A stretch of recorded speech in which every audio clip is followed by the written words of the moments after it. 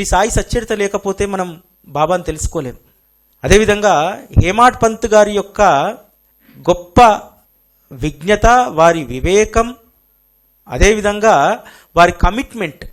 సాధారణంగా మనందరం కూడా ఏదైనా కొత్త పని చేయాలన్నప్పుడు అత్యుత్సాహంతో ఒప్పుకుంటాం. ఒప్పుకునేటువంటి వాళ్ళం కొంతమంది అయితే అసలు ఎదుటి వాళ్ళు చెప్పకున్నా సరే మనం ఈ పని చేసేస్తామని చెప్పి హామీ ఇచ్చేటువంటి వాళ్ళం కొంతమంది. హేమాద్రి పంతుకు కూడా అదే సంకల్పం కలిగింది. గోధుమలు విసిరేటువంటి లీల చేత ఈ సత్పురుషుని యొక్క చరితామృతాన్ని గ్రంథస్థం చేయాలనేటువంటి సంకల్పం కలిగింది. మనకు కూడా చాలా సంకల్పం కలుగుతాయి, కానీ వాటిని ఎందుకు మనం పూర్తి చేయలేము అంటే, ఏ సంకల్పం అయితే నీకు కలిగిందో అది పూర్తి కాలేదంటే దానికి బాబా యొక్క అనుగ్రహం, దైవ అనుగ్రహం లేకపోవడమే ప్రధానమైనటువంటి కారణం. అందుకు నిదర్శనం ఈరోజు మనందరం చరిత్రను పారాయణ చేస్తున్నాం కదా, వారందరం కూడా మన జీవితాల నిదర్శనం. ఎందుకనంటే హేమాద్రి పంతుకు రాయాలనేటువంటి కోరిక కలిగింది, కానీ బాబా అనుమతి లభిస్తుందా లేదా? మనలాంటి వాళ్ళం ఏం చేసేవాళ్ళం అంటే, మనకు సంకల్పం కలగగానే మొదలు పెట్టేస్తాం చరిత్ర రాయడం. కానీ హేమాద్రి పంత్ అలా కాదు. బాబా యొక్క సంపూర్ణ అనుగ్రహ అనుమతితోటి దాన్ని రాయాలి. నిజంగా సచ్చరిత ఎలా మలచబడ్డది, ఎలా రాయబడ్డది అనంటే, శ్రీ అన్నాసాహెబ్ దబోల్కర్ చిత్తు కాగితాలలో చిరిగిన వస్త్రపు సౌందర్యాన్ని అక్షరాల్లో రాశాడు. ఎక్కడైనా సరే సగం వాడి పడేసినటువంటి పేపర్లు, ఇందులో ఏం రాశాడు? చిరిగిన వస్త్రపు సౌందర్యాన్ని రాశాడు. పెద్ద బంగారు ఆభరణాలతో కూడినటువంటి దండ, అందమైనటువంటి సింహాసనము, కిరీటము, గొప్ప అలంకరణ ఈరోజు ఉన్నాయి. ఆ రోజు బాబాకు ఉన్నటువంటిది ఏమిటి? చిరిగిన వస్త్రం కదా. ఆ చిరిగిన వస్త్రపు సౌందర్యాన్ని చిత్తు కాగితాల్లో రాశాడు. పెదవే కదలని బోధనల ప్రవాహాన్ని ఒడిసి పట్టుకున్నాడు. బాబా పెదవులు కదిలేటియా? అస్సలు మాట్లాడేవాడు కాదు. బాబా ఎంత పొదుపరంటే గంటకు ఒక పదాన్ని మాట్లాడేవారట, మాట్లాడకపోయేటువంటి వారు. మరి ఆ పెదవే కదలని బోధనల యొక్క ప్రవాహాన్ని ఎలా ఒడిసి పట్టుకున్నాడు? ఎవరైనా సరే ఒక జీవిత చరిత్ర రాసేటప్పుడు వారి గురించి పక్కన వాళ్ళని చెప్పాలి, వారికి వారనే చెప్పుకోవాలి. లేకపోతే బాబా యొక్క బోధన ఏదైతే ఉంటుందో, గురు బోధ ఏదైతే ఉంటుందో, గురువు స్వయంగా వారు ఉపదేశించాలి. ఏ ఉపదేశము చేయలేదు, పెదవే కదలని బోధనల ప్రవాహాన్ని పట్టుకున్నటువంటి వారు. అంతేకాదు హేమాడ్ పంత్ ఎంత గొప్పవారంటే, దాదాపు 1 సంవత్సరం క్రితం జరిగినటువంటి సంఘటన, దాదాపుగా కలిగినటువంటి సంకల్పం. ఒక పెద్ద మనిషి నన్ను వారి ఊరికి తీసుకెళ్ళి వాళ్ళ ఇల్లు పక్కన పెరడు, ఒక 2 ఎకరాలలో, ఆ పెరడులో వారి తల్లిదండ్రుల ఇద్దరి యొక్క సమాధులు పెట్టి, ఇద్దరి యొక్క విగ్రహాలను పెట్టి, వీరు నాకు జీవితాన్ని ఇచ్చారు, వీరిని నేను ఈ విధంగా గౌరవించుకుంటున్నా అన్నారు. ఆలోచన మనస్సును ఎంత కలిచివేసిందంటే, అరే నా తల్లిదండ్రులు కానీ నేను కానీ ఎవరము కూడా ఇంత ఉన్నతులం కాదే, ఎవరము కూడా ఇంత గొప్పగా విగ్రహాలు పెట్టుకునేటువంటి వాళ్ళు ఆ సంస్కారంతో ఉన్నటువంటి జన్మలు కావే మావి. మరి నేను కూడా రేపు ఎవరికైనా ఇంత గర్వంగా చెప్పుకోవాలి అన్నప్పుడు మనసులో మెదిలినటువంటి రూపం శ్రీ అన్నాసాహెబ్ దబోల్కర్. ఈరోజు నా ఒక్కరికే కాదు, ఈ ప్రపంచంలో ఉన్నటువంటి కోట్లాది మంది భక్తులకు జీవితాన్ని ఇచ్చినటువంటిది అన్నాసాహెబ్ దబోల్కర్ అని చెప్పాలి. ఆయన లేకపోతే బాబా యొక్క అసలైనటువంటి తత్వం ఎలా తెలుస్తుంది?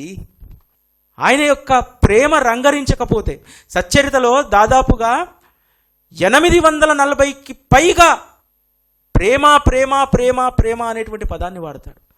అందుకనే అంతగా మనం బాబాను ప్రేమించగలుగుతున్నాం. శ్రవణం అనేటువంటి పదము 540 పైగా వాడారు. అరే శ్రవణం ఒక్కటే చాలు, మీ జీవితానికి ఇంకేమీ అవసరం లేదు. ఒక్క గురుకథను శ్రవణం చేయండి, ఆ ఒక్క గురుకథ మిమ్మల్ని తీరాన్ని చేరుస్తుంది. ఎంత అద్భుతమైనటువంటి మాటలు వారు రాసినటువంటివి. నిజం చెప్పాలంటే ఈరోజు కొన్ని లక్షల మంది మధ్యలోనే ప్రాణాలను త్యజించకుండా, ఆత్మహత్యలు చేసుకోకుండా ఆపినటువంటి గ్రంథం ఏదైనా ఉంది అంటే శ్రీ సాయి సచ్చరిత.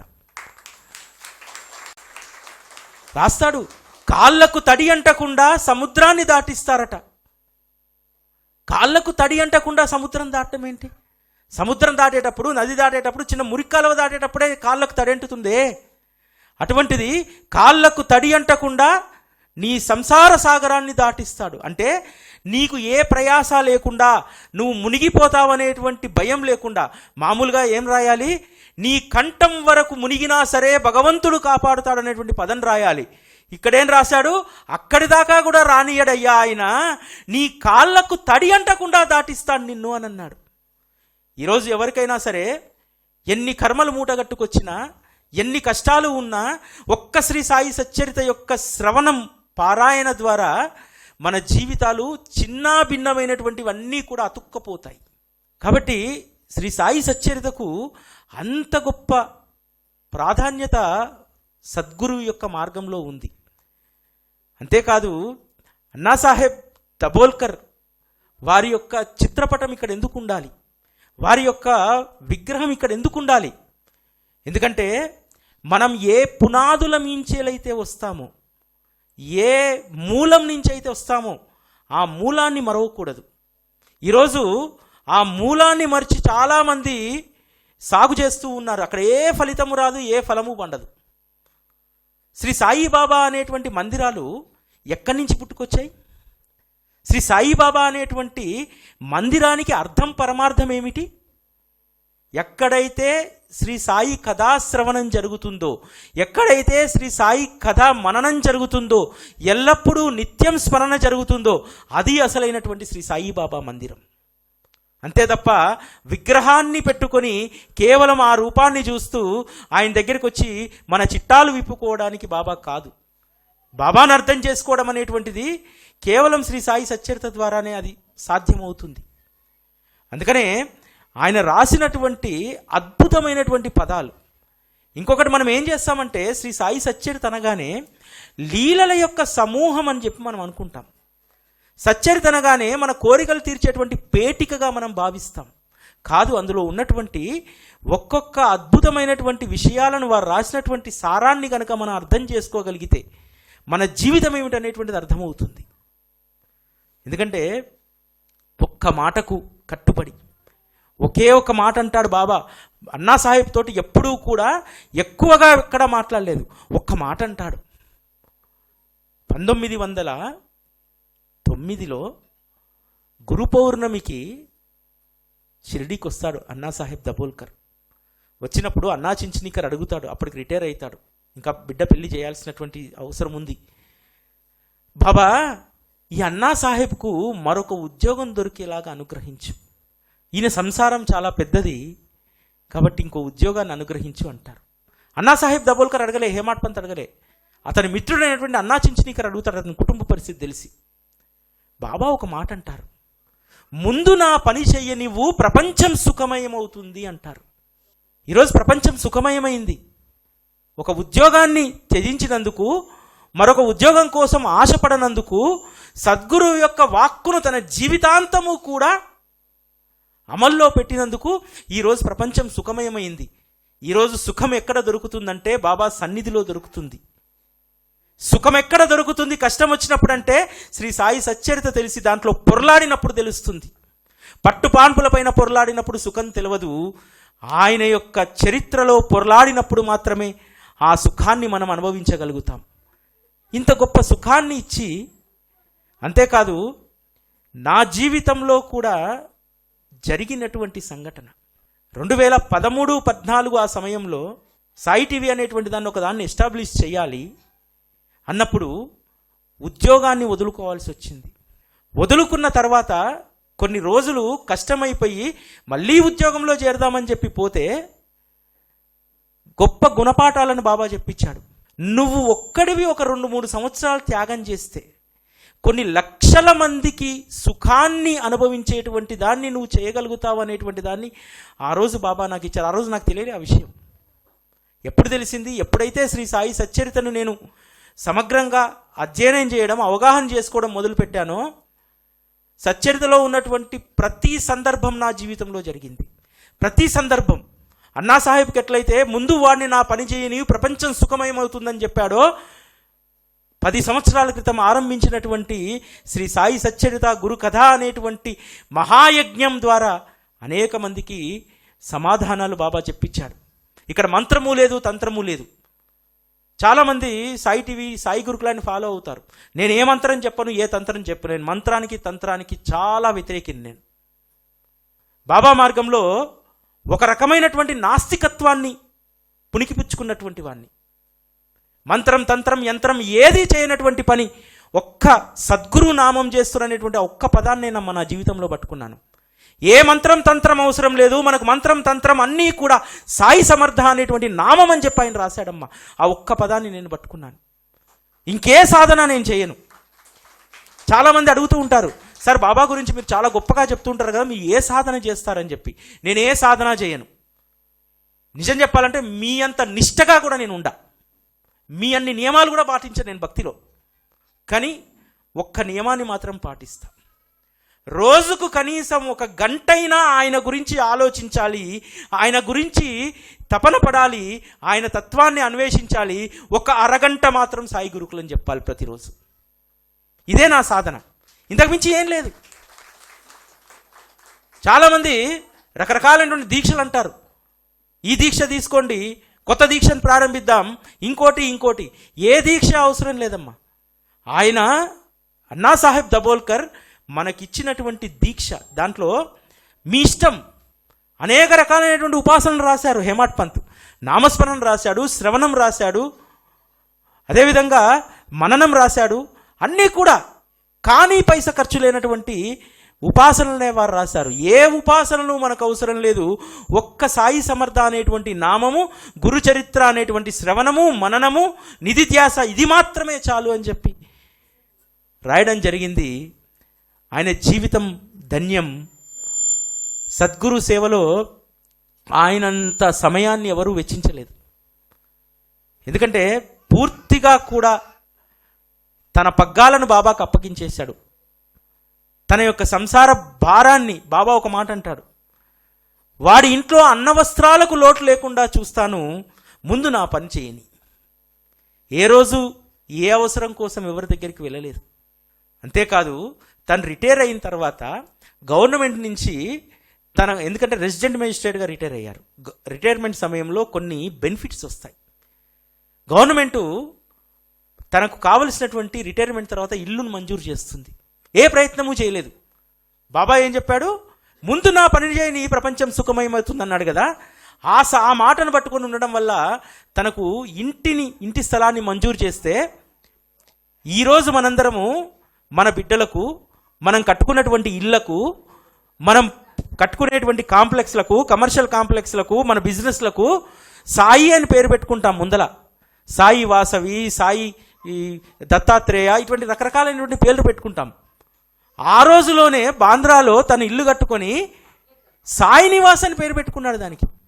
అంటే సద్గురువు ఇచ్చేటువంటి అనుగ్రహం ఎంత గొప్పగా ఉంటుందనేటువంటిది దాన్ని గుర్తెరిగినటువంటి వాళ్ళకు మాత్రమే తెలుస్తుంది. కాబట్టి బాబా మార్గంలో ఆయన యొక్క పాత్ర చాలా కీలకమైనటువంటిది. నా అనుభవం చెప్తాను. బాబాకు సంబంధించినటువంటి పని అనుకో, హోలీ పౌర్ణమి రోజు కూడా చెప్పా. ఆయన విషయంలో ఎన్ని ఆటలాడినా ఫ్రీగా వదిలేస్తాడు. నేను ఆయనకు అత్యంత ఇష్టమైనటువంటి ఈయన విషయంలో ఆట ఆడదామనుకున్నా. ఏముందులే వచ్చేస్తుంది అనుకున్నా విగ్రహం. 8 మాసాలు, దాదాపుగా 9 మాసాలు ఈ నెలకు ఒక బిడ్డ గర్భంలో చేరిన తర్వాత ఒక పిండం అది పెరిగి ఏ విధంగా బయటికి డెలివరీ కావడానికి తల్లి ఎన్ని రకాలైనటువంటి ప్రయాసాలు పడుతుందో, ఎంతగా తన బిడ్డ కోసం ఎదురు చూస్తుందో, చివరి దశలో ఎంతగా నొప్పులను భరిస్తుందో, ఆయన ఇక్కడికి రావడానికి అన్ని భరించాను. ఒకరోజు విగ్రహం అయిందా అంటే చెయ్యి పెడతాడు, ఇంకో రోజు విగ్రహం అయిందా అంటే తలపైన అయిపోయిందని. పూర్తి అయ్యిందో లేదో తెలియదు, అసలు విగ్రహాన్ని చేస్తుండో చేయడో తెలియదు. రోజు సస్పెన్సే. ఈ విగ్రహాన్ని డెలివరీ చేయడానికి నెల 15 రోజులు తీసుకున్నారు. ప్రతిరోజు మీకు వచ్చేస్తుంది, సాయంత్రం ట్రాకింగ్ ఐడి పెడతాం. ఏ రోజు కూడా సహనాన్ని కోల్పోలే. ఒక్కరోజు సహనాన్ని కోల్పోయాం. గురు పౌర్ణమికి ఇంకా 15 రోజులే ఉంది. బాబా, ఇది నా పని కాదు, అయినా సరే మనిషిగా నేను ఫాలోఅప్ చేయాలి కాబట్టి చేస్తున్నా, నా వల్ల కాదు, నువ్వు ఇచ్చే సమాధానాన్ని బట్టి నేను ప్రిపేర్ అవుతానని చెప్పి 2 చీటీలు రాశా. వస్తుంది రాదు, బాబా దగ్గర వేసా, వస్తుంది అని ఇచ్చాడు. వాహిని గారు అందరు కూడా ఇంకేమైంది ఎప్పుడు వస్తుంది, వాళ్ళు ఫేక్ అని. బాబా చెప్పాడు వస్తుంది అన్నారు. సరిగ్గా గురు పౌర్ణమికి 10 రోజుల ముందు వచ్చారు.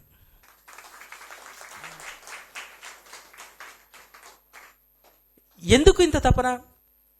ఎందుకంటే రోజు ఆయన్ను చూస్తూ ఉంటే ఒక బూస్టింగ్ రావాలి.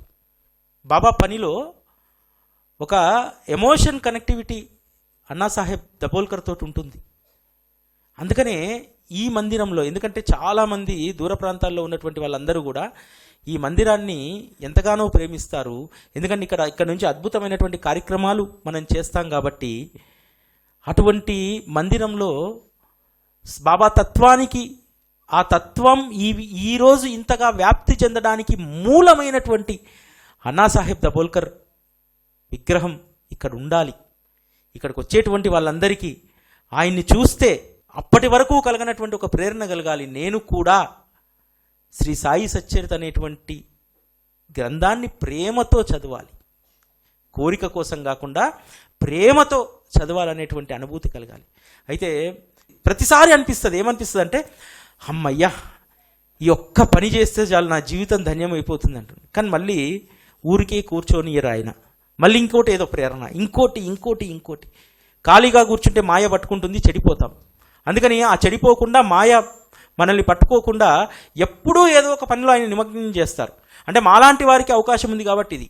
మిగతా భక్తులందరికీ అవకాశం ఏమిటంటే వేరే ధ్యాస వైపు వెళ్లకుండా ఉండడానికి ఒక శ్రీ సాయి సచ్చరితను పట్టుకొని ఉంటే చాలు. వేరే ధ్యాస వైపు వెళ్ళం. 11వ అధ్యాయం చదివాము, రేపు 11వ అధ్యాయం యొక్క సారాన్ని మరింతగా లోతుగా చదవాలి. ఈ పనిలో ఉన్నామనుకోండి, మనం పక్కదారి పట్టాల్సిన అవసరం లేదు, మనల్ని మాయ అస్సలు కూడా కబలించలేదు. నేను ఎప్పుడూ చెప్తూ ఉంటా, సచ్చరితకు శ్రీ సాయిబాబాకు తేడా లేదని చెప్పి. బాబా మనం దత్తాత్రేయ స్వరూపుడిగా, త్రిమూర్తి స్వరూపుడిగా కొలుచుకుంటాం కదా, ఇక్కడ కూడా బాబా తత్వంలో త్రిమూర్తులు ఉన్నారు.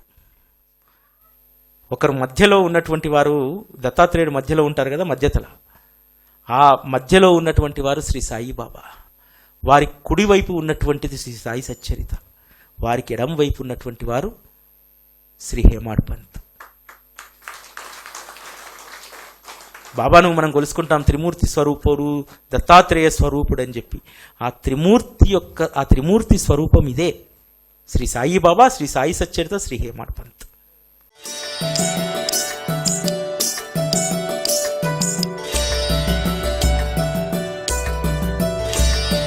చిట్టు కాగితాలలో చిరిగిన వస్త్రపు సౌందర్యం, నిరాడంబర రూపానికి మహారాజు వైభవం. పెదవి కదలని బోధనల ప్రవాహం, అపార కృపామృత రసధారల జలపాతం. చాలా అపురూపమైనటువంటి లీలలు. అంటే వాటిని ఏరడం అనేటువంటిది, దాన్ని ఒక మాలగా చేయడం అనేటువంటిది చాలా కష్టమైనటువంటిది. అటువంటి పనిని ఎంత అద్భుతంగా ఏర్చి కూర్చి మాలగా కట్టారో అసలు ఎవరో, ఆ భక్తులు ఎవరో తెలియదు. అసలు శంకు పూలను ఈ విధంగా మాల కట్టడం అనేటువంటిది అసాధ్యమైనటువంటి పని. అటువంటిది అన్నాసాహెబ్ దబోల్కర్ కోసం బాబా గారు లీలను ఏ విధంగా అయితే అందంగా మలిచాడో హేమాడ్ పంత్, అంత అందమైనటువంటి మాల. అంతేకాదు ఆయన వేసుకున్నటువంటి కోటు కలర్ ఇందులో ఉంది, శంకుపూల కలర్. నిజంగా కొన్ని ఆశ్చర్యాలు, అద్భుతాలు బాబా మాత్రమే చేయగలుగుతారు.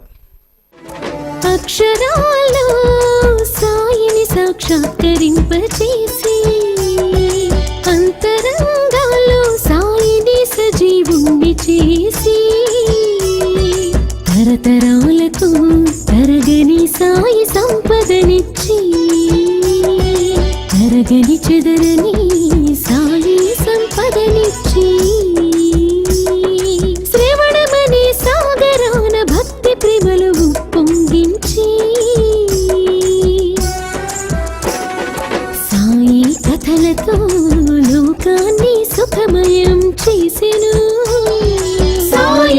మమతల మకరందపు ప్రతిబింబం శ్రీ అన్నా సాహెబ్ దబోల్కర్ మన హేమాడ్ పంత్.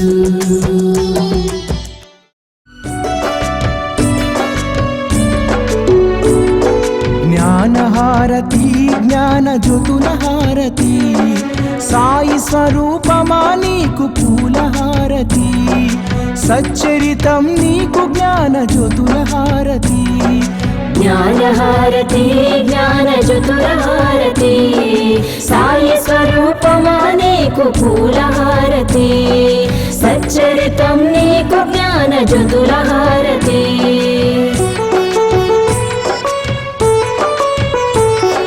నిత్యం నీ లీలా పఠనంలో మేముంటాము నీ మధుర వచనాలతో మైమరచిపోతాము నీ తోడుగా భక్తి ప్రేమలను పెంచుకున్నాము. పాలో వెలిగిన జ్ఞాన జ్యోతులతో హారతి జ్ఞానహారతి జ్ఞాన జ్యోతుల హారతి సాయి స్వరూపమా నీకు పూలహారతి సచ్చరితం నీకు జ్ఞాన జ్యోతుల హారతి.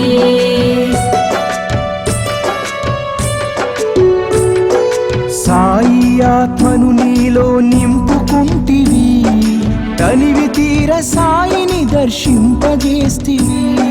కష్టాలను దుఃఖాలను తరిమి కొడితివి దయగల తల్లి నీకు ప్రేమ హారతి జ్ఞానహారతి జ్ఞాన జ్యోతుల హారతి సాయి స్వరూపమా నీకు పూలహారతి సచ్చరితం నీకు జ్ఞాన జ్యోతుల హారతి.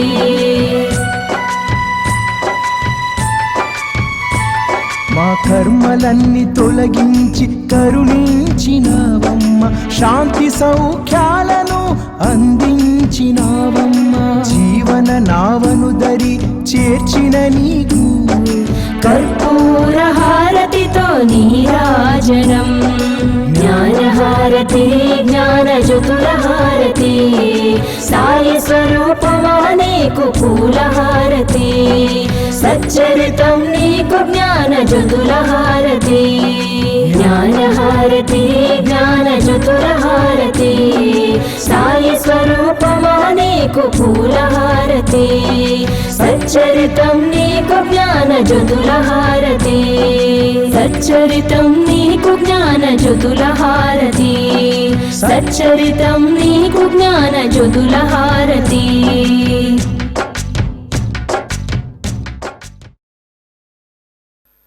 దాదాపు ఒక 4-5 సంవత్సరాల క్రితం అనుకుంటా బాంద్రాకు వెళ్ళాం. ముంబై బాంద్రాలో హేమాడ్ పంత్ గారి ఇల్లు ఉంటుంది, సాయి నివాస్. వెళ్ళినప్పుడు అక్కడ వాళ్ళు చూపెట్టారు. వారు కూర్చున్న టేబులు, కుర్చీ, అక్కడ ఓ సచ్చరిత, ఓ ఇంకు బుడ్డి, వారినటువంటి కలం. దాదాపు 6 సంవత్సరాల క్రితం నా మనసులో వచ్చినటువంటి ఒక ఊహ, హేమాడ్ పంత్ గారు కూర్చొని రాస్తే ఎలా ఉంటారు. ఆ ఊహకు ఈరోజు బాబా ప్రాణం పోశారు. ఈ విగ్రహం వచ్చిన తర్వాత, దాన్ని ఓపెన్ చేసిన తర్వాత నేనే దర్చుకున్నా, ఒక మనిషి ప్యాకింగ్ చేసి పంపించారా, అంత సజీవంగా వారు ఇక్కడికి రావడం అనేటువంటిది మన యొక్క అదృష్టం. ఈరోజు హేమాడ్ పంత్ను మనం చాలామంది చూడలేము, చిన్న ఫోటో రూపంలో చూస్తాం.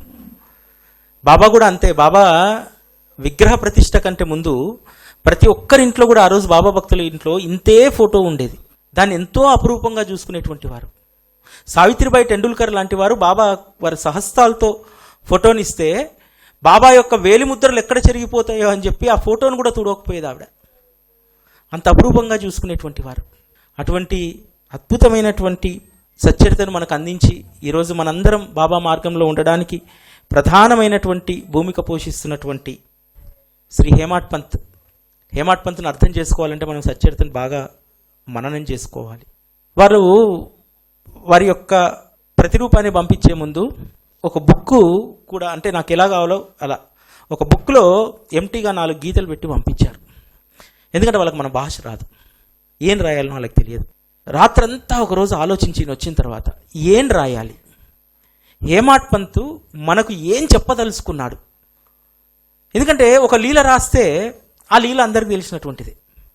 కానీ హేమాడ్ పంత్ యొక్క అనుభవం ఏమిటి, దాన్ని మనం ఏ విధంగా అర్థం చేసుకోవాలి అన్నప్పుడు సచ్చరితలో ఉన్నటువంటి కొన్ని పదాలు గుర్తుకు వచ్చి టకటక టకటక రాశాను.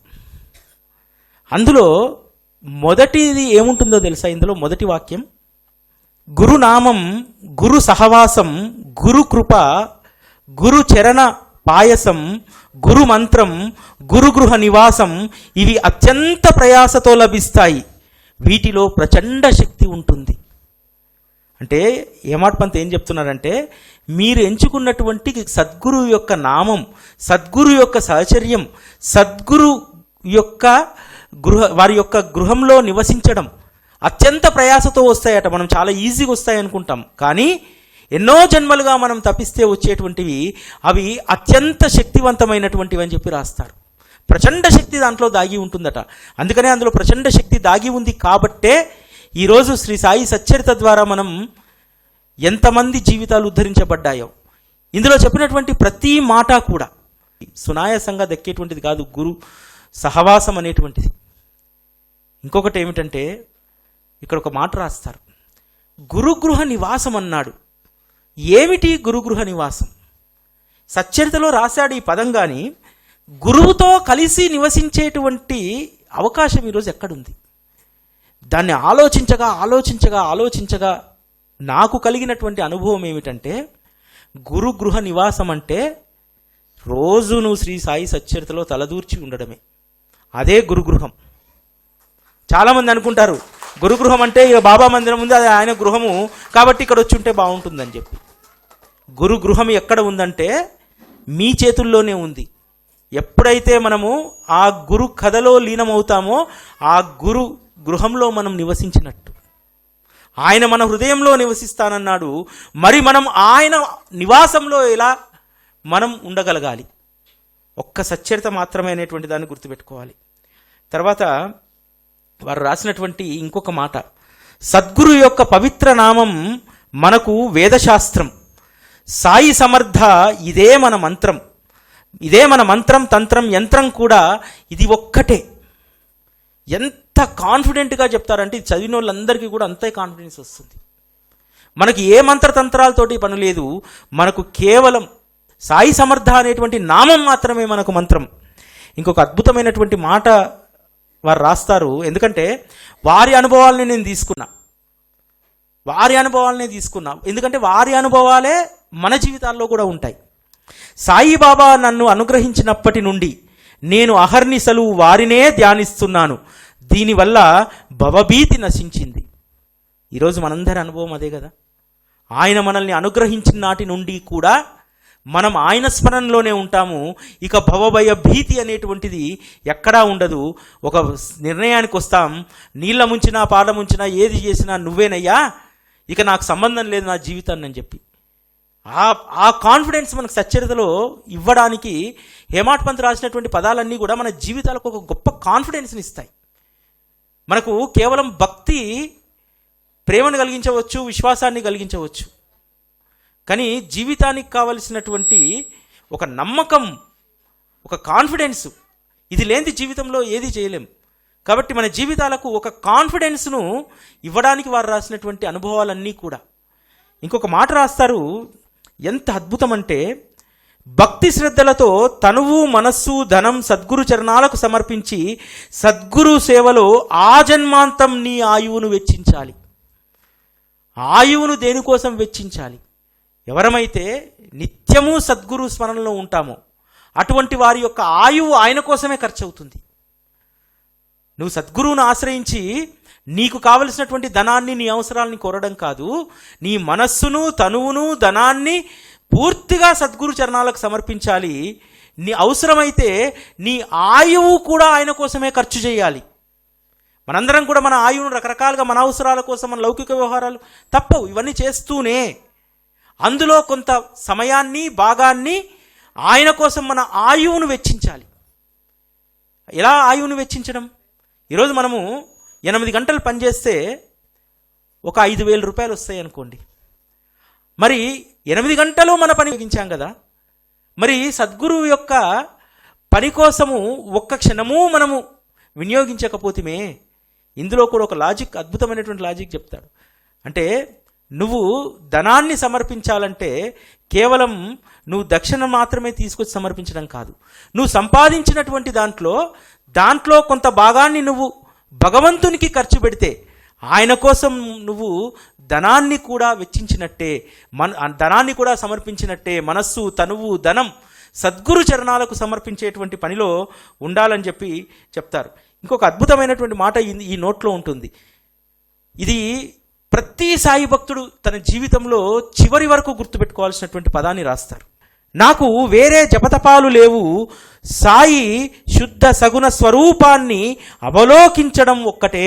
నేను ఇంతకుముందు చెప్పాను కదా, ఏ జపతపాలు అవసరం లేదు, కేవలం వారి యొక్క మోమును అవలోకనం చేస్తేనే చాలు, అవే జపతపాలు.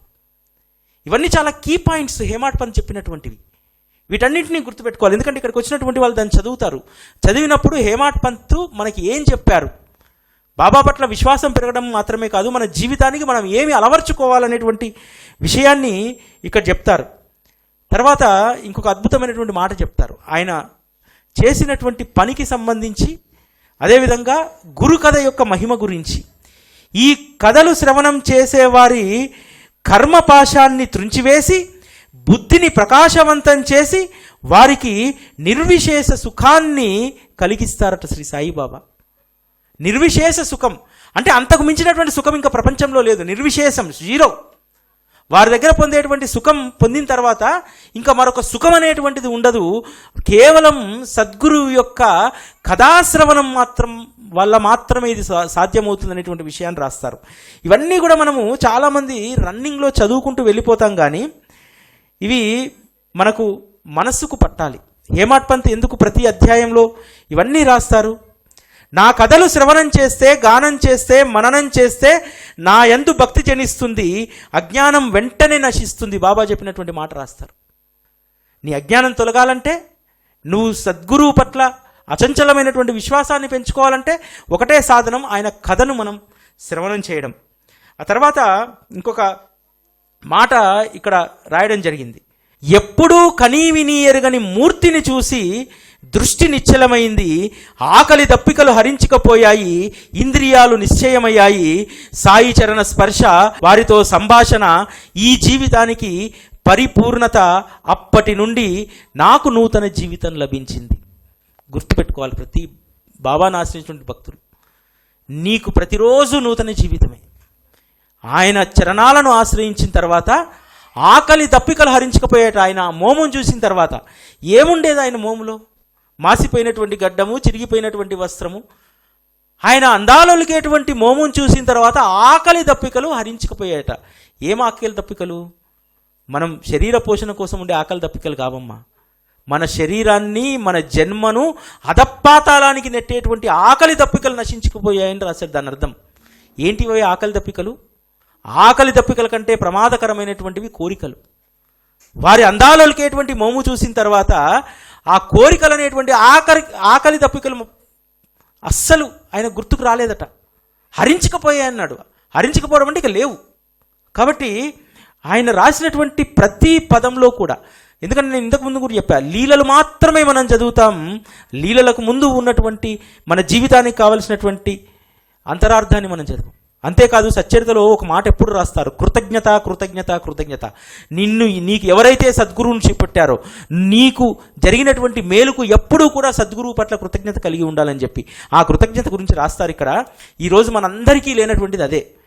నా 10 ఏళ్ల ప్రయాణంలో చాలామందిని చూశాను, ఈ కృతజ్ఞత మాత్రం ఉండదు. అది ఏ కృతజ్ఞత అంటే, ఎవరి కారణంగా ఇటువంటి సత్సంగ ప్రాప్తి అప్రయత్నంగా సుఖానుభూతి లభించాయో వారి ఉపకారానికి నేను నిరంతరం రుణపడి ఉంటాను. ఎవరు వాళ్ళు? తన మిత్రులైనటువంటి నానాసాహెబ్ చందోర్కర్, కాకాసాహెబ్ దీక్షిత్ వల్ల కదా బాబా దగ్గరికి వచ్చింది. కాబట్టి నాకు ఎవరి కారణంగా ఇటువంటి సత్సంగ ప్రాప్తి అప్రయత్నంగా సుఖానుభూతి లభించాయో వారి ఉపకారానికి నేను నిరంతరం రుణపడి ఉంటాను. మనం ఉంటామా? ఎవ్వరం ఉండం. ఇది ఉండాలని చెప్తుంది సచ్చరిత. ముఖ్యంగా హేమాడ్ పంత్ చెప్తున్నాడు, ఇది ఉంచుకోనరా నాయనా. నీవు ఎవరైతే నీకు సద్గురువును పరిచయం చేశారో, ఎవరైతే సద్గురువు యొక్క ప్రేమతత్వాన్ని నీ నోటికి అందిస్తున్నారో, నీ మనస్సుకు అందిస్తున్నారో వారి పట్ల వారికి ఏ సత్కారాలు చేయకపోయినా కనీసం వారి పట్ల రుణపడి ఉండండి అని చెప్తున్నారు. చాలామంది ఉండం, మేము చూస్తూ ఉంటాం. చాలామంది సాయి గురుకులం వింటారు, వాళ్ళు కూడా ఓ 10 మందిని జమేసి సత్సంగాలు చెప్తారు. కనీసం ఎక్కడ కూడా పలానా దగ్గర నేను విన్నాను, దాన్ని ఆదర్శంగా తీసుకున్నాను, వారికి నేను కృతజ్ఞత పడి ఉంటాను అనేటువంటి విషయం ఎక్కడా చెప్పరు. ఆ కృతజ్ఞత ఉండాలని చెప్పి ఈ హేమాడ్ పంత్ చెప్తున్నారు. అంతేకాదు అపారమైనటువంటి సాయి అపూర్వ కథలు ప్రపంచ దుఃఖాలతో బాధపడే వారికి శాంతిని ప్రసాదిస్తాయి. ఎంత కష్టమైనా ఉండనియండి, కేవలం సచ్చరిత యొక్క శ్రవణం మనల్ని సుఖాల నిధి వైపు నెట్టేస్తుంది. శ్రోతలకు శ్రవణంలో ఉత్సాహాన్ని, భక్తులకు చిత్తస్థైర్యాన్ని కలిగిస్తాయి కథలు. కాబట్టి నీకు చిత్తం స్థైర్యం రెండూ కావాలంటే ఆ కథల్లో లీనం కావాలి. అపూర్వమైన సాయి కథలను సేకరించి మాలగా గుర్చాలని ఇదే మంచి ఉపాసన అని చెప్పి అనిపించిందట. మామూలుగా ఆ రోజుల్లో మనం రాధాబాయి దేశ్ముఖ్ కథ చదువుతాం కదా, చాలామందికి ఆ రోజు ఒకటి ఉండేది, ఏ గురువు దగ్గర అయినా సరే ఉపదేశం తీసుకోవాలి. ఉపదేశం తీసుకోకపోతే గురువే వేస్ట్. గురువు ఉపదేశం ఏదంటే ఆయనకు అసలు సమర్థత లేదని చెప్పి అనుకునేటువంటి రోజు. అటువంటిది వారి యొక్క కథలను మాలగా గుర్చాలనేటువంటిదే వారి యొక్క ఉపాసనగా చేసుకున్నారట హేమాడ్ పంత్. ఈరోజు మనం రకరకాల ఉపాసన చేస్తాం. బాబా మార్గంలో కూడా దీక్ష అంటాం, ఇంకోటి అంటాం, మాల అంటాం, ఇంకోటి సామూహికంగా ఇంకోటి అంటాం. హేమాడ్ పంత్ అవేవీ అవసరం లేదని చెప్తున్నాడు. అందుకనే ఈరోజు ఇక్కడ దమ్మాయి కూడా ఈ పరిసర ప్రాంతాల్లో ఉండేటువంటి వాళ్ళు కానీ సాయి టీవీకి అనేక సంవత్సరాలుగా అభిమానంతో ఉన్నటువంటి వాళ్ళని కానీ ఎప్పుడూ మేము ఒక సమూహంగా చేయలేదు. సమూహంగా చేస్తే మేం చెడిపోతాం. ఎందుకంటే అక్కడ ఊదరగొట్టడాలు, పొగడతలు ఇవే ఉంటాయి. అసలైనటువంటిది అధపాతాలకు వెళ్తుంది. అందుకని ఆ ప్రయత్నం కూడా మేము ఎప్పుడు చెయ్యం. బాబా హేమాడ్ పంత్ ఏదైతే చెప్పాడో దాన్ని కనుక పట్టుకోగలిగితే, చాలామంది చెప్తూ ఉంటారు, మేము గురు పౌర్ణమికి మా సత్సంగ సభ్యులంతా ఒక 100 మంది షిరిడీకి వెళ్ళామండి, షిరిడీలో పల్లకి చేశామండి అంటారు. So what? ఏమిటి ప్రయోజనం? ఏం నేర్చుకున్నాం? బాబా తత్వంలో నేర్చుకోవడం అనేటువంటిది గెయిన్, ఆర్జించడం. స్వార్థం ఉండాలి ఇక్కడ. ఏ స్వార్థం ఉండాలంటే గెయిన్. నేను ఇంకేం సంపాదించుకుంటాను బాబా మార్గంలో, ఇంకేం అర్థం చేసుకుంటాను, ఇంకెంత సంపాదించుకుంటాను బాబా మార్గంలో, ఇంకెంత జ్ఞానాన్ని నేను పోగు చేసుకుంటాను, ఇది ఉండాలి. గెయిన్. సంపాదన పైనే ఉండాలి. లౌకికపరమైన సంపాదనని నాశనం చేస్తుంది. సద్గురు మార్గంలో జ్ఞాన సముపార్జన అనేటువంటి సంపాదన అనేటువంటిది నిన్ను చైతన్యవంతుని చేస్తుంది. అది హేమాడ్ పంత్ సచ్చరితలో చెప్పినటువంటిది.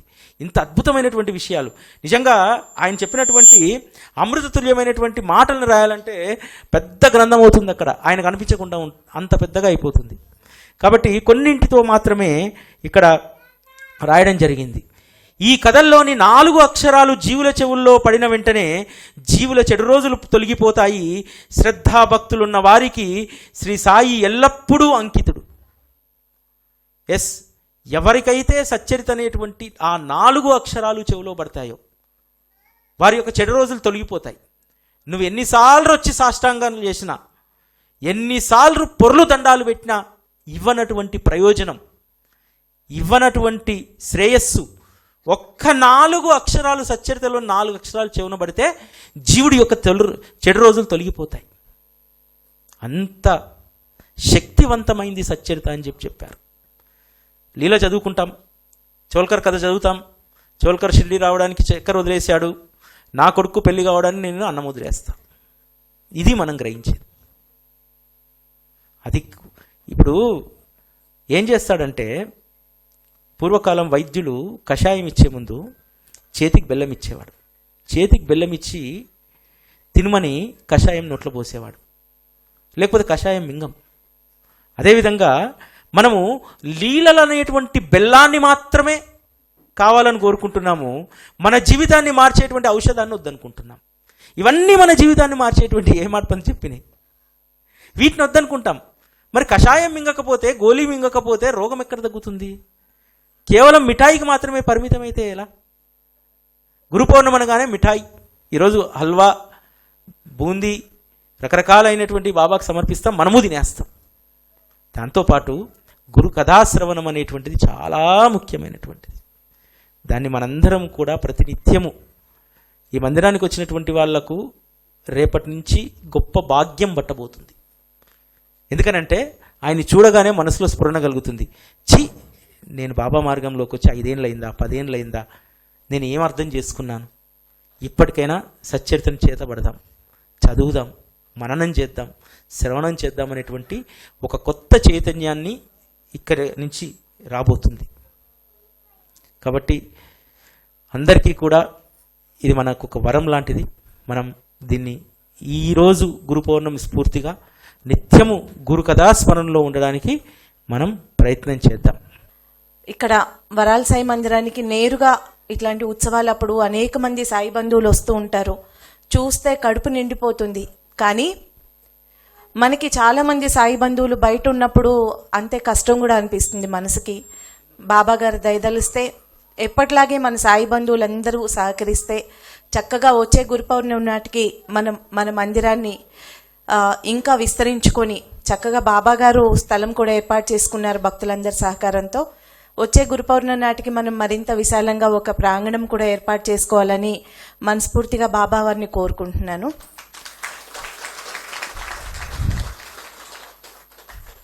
హేమాడ్పంత్ గారి విగ్రహం ఇక్కడికి వచ్చినా సరే నేను ఇప్పుడు ఆవిష్కరణ అయిన తర్వాతే చూశాక నాకు కళ్ళమని నీళ్ళు ఆగలేదు. ఎందుకంటే మేము బాబా గారి విషయానికి సంబంధించి నిజంగా నేను ఆడింది ఆట పాడింది పాట. నేను కోరిన దానికంటే ఆయన ఎప్పుడూ ఎక్కువే చేశారు. కోరని స్థితి సాయి టీవీ వచ్చిన తర్వాత ఇక అసలు ఒక్కసారి సాయి టీవీ బయటకు వస్తే చాలు, ఇంక ఏమీ అడగము అనే మాట ఆయనకి ఇచ్చాము. ఆ విధంగానే ఆయన్ని ఏమీ కోరట్లేదు కూడా. అలాంటి అంటే అంత తృప్తిగా ఉంచిన ఆయన విషయంలో ఎప్పుడూ మాకు జరగలేదు అనేది లేదు. కానీ హేమాడ్పంత్ గారి విగ్రహం విషయానికి వచ్చేసరికి మేము అనుకున్నట్టుగా హోలీ పండగకి వారు రాలేదు. అది ఎంత మిస్కమ్యూనికేషన్ వాళ్ళు అవతల మనకి కమిట్మెంట్ ఇచ్చిన వాళ్ళు చేశారు అంటే పాప మా ప్రెజర్ అంతా అనిల్ గారు తీసుకున్నారు.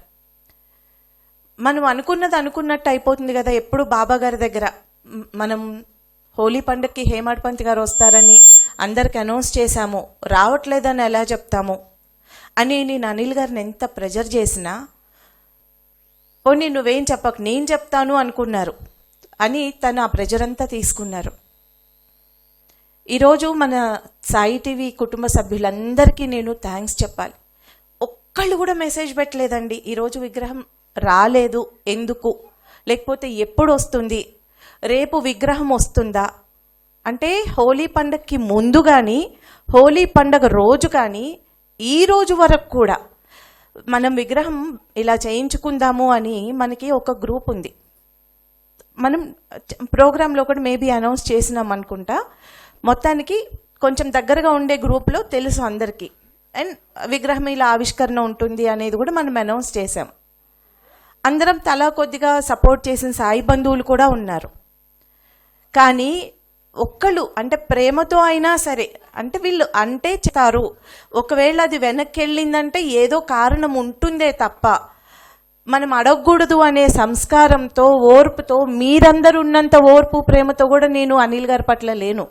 మనం మాట ఇచ్చాము, మనకు అవ్వట్లేదు.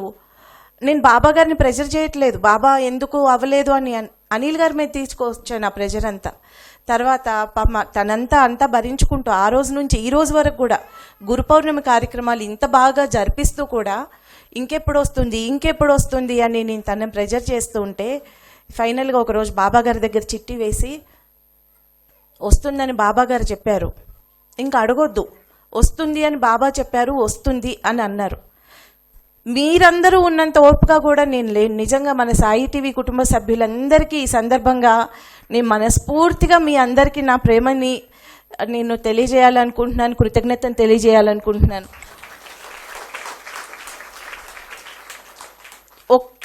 ఒక్కళ్ళు కూడా మెసేజ్ పెట్టలేదండి ఎప్పుడు వస్తారు హేమాడ్పంత్ గారని. మీరందరూ అంత నమ్మకంతో ఓర్పుతో ఎదురు చూశారు. నాకు హేమాడ్పంత్ గారు వచ్చినా నాకు చూడడానికి మొహం చాలలేదు. ఇప్పుడు ఆయనను చూడంగానే తమాషాగా ఉందా, నేను రాననుకున్నావా అని ఆయన నన్ను అలా కళ్ళల్లో పెట్టి చూసినట్టుగా అనిపించింది. అనిల్ గారికి బలం పెరిగిపోతుంది. మేము అనుకుంటాం ఫోటోలు పెట్టుకొని బాబాతో ఉన్న భక్తులే మా కుటుంబం అని ఎప్పుడు అనుకుంటాం. మాకు పెద్దోళ్ళు ఎందుకు లేరు, వీళ్ళందరూ పెద్దోళ్ళు ఉన్నారు అని. అనిల్ గారికి ఉన్న అందరు భక్తుల్లో దాసగన్ మహారాజ్ గారు అంటే చాలా ఇష్టం వ్యక్తిగతంగా.